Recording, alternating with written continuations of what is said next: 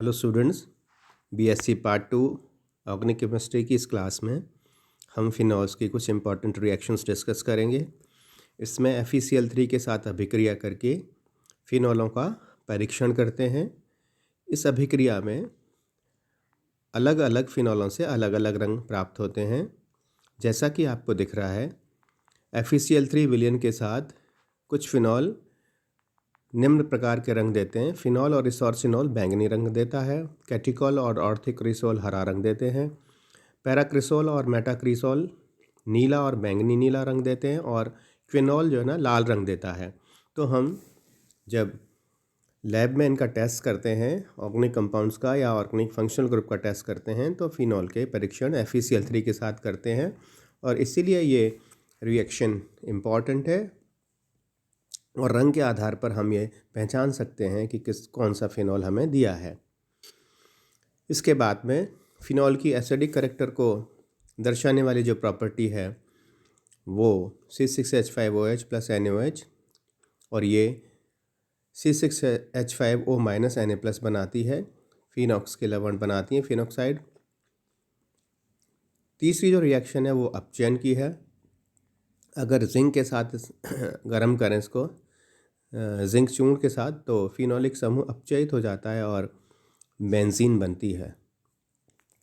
ये reaction benzene बनाने की क्रियाविधि भी है। इसी प्रकार अगर C6H5OH का हम मॉलिब्डेनम ऑक्साइड की प्रेजेंस में अगर हाइड्रोजनेशन करवा दें, हाइड्रोजन से रिएक्शन करवा दें, तो भी C6H6 प्लस H2O बन जाता है। इसी प्रकार फिनोलों का निकल उत्प्रेरक की उपस्थिति में भी हाइड्रोजनेशन करवाया जाता है और साइक्लोहेक्सेनॉल प्राप्त होता है। अब हम कुछ फिनॉल्स की इंपॉर्टेंट रिएक्शंस डिस्कस करेंगे, जिसमें सबसे पहली है इलेक्ट्रोफिलिक एरोमेटिक सब्स्टिट्यूशन। तो यहाँ चूँकि OH समूह एक्टिवेटिंग इफेक्ट है और इसका ऑर्थो पैरा डायरेक्टिंग इफेक्ट होता है, इसका दो दिशाकारी प्रभाव है या दिशात्मक प्रभाव है, तो फिनॉल जो OH समूह है, इसमें जो हाइड्रोक्सी समूह है वो ऑर्थो पैरा दिशात्मक गुण रखता है। और इसी कारण से हम इसकी कुछ मुख्य अभिक्रियाओं में ये देखेंगे कि ये ऑर्थो पैरा प्रोडक्ट बनाता है। तो सबसे पहले नाइट्रीकरण की अभिक्रिया है। अगर HNO3 डाइल्यूट HNO3 से रिएक्शन कराएं 20 डिग्री सेंटीग्रेड पर, तो ऑर्थो नाइट्रोफिनॉल बनता है और पैरा नाइट्रोफिनॉल प्राप्त होता है। लेकिन यही अगर रिएक्शन हम कॉन्सेंट्रेटेड HNO3 और कॉन्सेंट्रेटेड H2SO4 से करवाएंगे फिनॉल की, तो फिर इस रिएक्शन में 2,4,6 ट्राइनाइट्रोफिनिल बनता है, ट्राइनाइट्रोफिनॉल। तो इस तरह से इसको हम पिक्रिक एसिड बोलते हैं। ये रिएक्शन बहुत इंपॉर्टेंट है और बार बार पूछी जाती है। तो अगर डाइल्यूट HNO3 लिया तो इसमें ऑर्थोपैरा प्रोडक्ट्स बनते हैं, जबकि अगर कॉन्सेंट्रेटेड H2SO4 और कॉन्सेंट्रेटेड HNO3 लिया तो फिर 2,4,6 ट्राइनाइट्रोफिनॉल बनती हैं, जिसको पिक्रिक एसिड बोलते हैं। इसी प्रकार अब हेलोजिनेशन में भी यदि हम सीधी रिएक्शन करवाएं Br2 और H2O से, तो इसमें 2,4,6 ट्राइब्रोमोफिनॉल बनते हैं। जबकि अगर Br2 CCl4 की प्रेजेंस में कराएं इसकी रिएक्शन, अगर नॉन पोलर सॉल्वेंट के प्रेजेंस में कराएं, तो सिर्फ ऑर्थो और पैरा ब्रोमोफिनॉल्स बनते हैं। जबकि हमने अगर अनकंट्रोल्ड रिएक्शन करवाई, H2O वाली मीडियम में करवाई, तो वहाँ पर ट्राई ब्रोमोफिनॉल बनते हैं। जबकि Br2 CCl4 की प्रेजेंस में 0 डिग्री सेंटीग्रेड पर यह ऑर्थो और पैरा ब्रोमोफिनॉल बनाता है। इसके बाद में जो तीसरी सबसे इम्पॉर्टेंट रिएक्शन है वो है सल्फोनेशन। वही कॉन्सेंट्रेटेड H2SO4 की प्रेजेंस में 15 to 20 डिग्री सेंटीग्रेड पर ये ऑर्थो और para hydroxy benzene sulphonic acid बनाता है। तो इस प्रकार इसका सल्फोनेशन हो जाता है। और चौथी अभिक्रिया है फ्रीडेल क्राफ्ट्स रिएक्शन।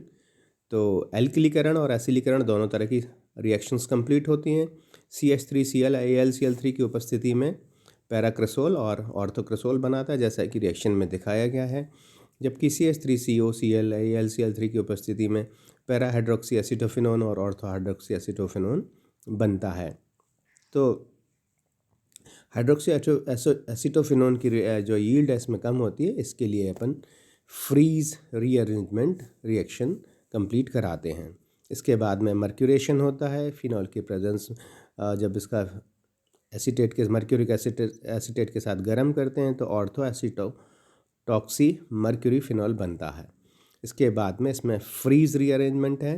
ये जो फ्रिडल क्राफ्ट रिएक्शन है ये बहुत आयत से पूछी जाती है, बार बार पूछी जाती है, तो इसको आप अच्छे से समझ लें और याद कर लें। तो फ्रीज रीअरेंजमेंट में फिनॉल जब एसिटिक एनाइड्राइड से रिएक्शन करते हैं तो ये फेनिल एसीटेट बनता है और कार्बोक्सिलिक एसिड बनता है। यदि निर्जलीय एरोमेटिक एस्टर को जो ऊपर बना है इसको निर्जलीय AlCl3 के साथ गर्म करें तो रीअरेंजमेंट हो जाता है और हाइड्रोक्सी कीटोन्स बनते हैं। तो इस तरह से जो पहली रिएक्शन में प्राप्त फेनिल एसीटेट है, फेनिल एसीटेट का हम AlCl3 के प्रेजेंस में इसको गर्म करते हैं तो ऑर्थो हाइड्रोक्सी एसिटोफिनॉन बनती है और पैरा हाइड्रोक्सी एसिटोफिनॉन बनती है। इसके बाद में है कोल्बे श्मिट रिएक्शन। इसमें सोडियम फिनॉक्साइड को हम CO2 के साथ गर्म करते हैं तो ऑर्थो स्थिति पर एक कार्बोक्सिलिक समूह का प्रवेश हो जाता है और सैलिसिलिक एसिड बनता है, जैसा कि रिएक्शन में दिख रहा है। सोडियम फिनॉक्साइड को हमने CO2 की प्रेजेंस में 130-150 डिग्री सेंटीग्रेड और 5 to 7 एटमॉस्फेरिक प्रेशर पर इसको गर्म किया तो सोडियम सैलिसिलेट बन गया और उसके बाद में इसको HCl से रिएक्शन कराई तो सैलिसिलिक एसिड बन गया। अब हम फिनॉल्स की कुछ स्पेशल रिएक्शंस पढ़ लेते हैं, जिसमें कि सबसे पहली है क्लेजन रीअरेंजमेंट। तो यहाँ पर ये रीअरेंजमेंट रिएक्शंस में एक एरिल ईथर को 200 डिग्री सेंटीग्रेड तक अपन गर्म करते हैं तो अणु का पुनर्विन्यास हो जाता है और एलिल फिनॉल्स बनते हैं। इसमें किसी उत्प्रेरक की आवश्यकता नहीं पड़ती, हम सीधा ही कंपाउंड को गर्म करते हैं। यदि अणु में ऑर्थो स्थिति भर हुई है तो एलिल समूह पैरा स्थिति पर विस्थापित हो जाता है, जैसा कि रिएक्शन में दिखाया गया है। तो इस प्रकार क्लेजन रीअरेंजमेंट होता है, जिसमें कि जो ग्रुप है वो दूसरी स्थितियों पर चला जाता है। Thank you.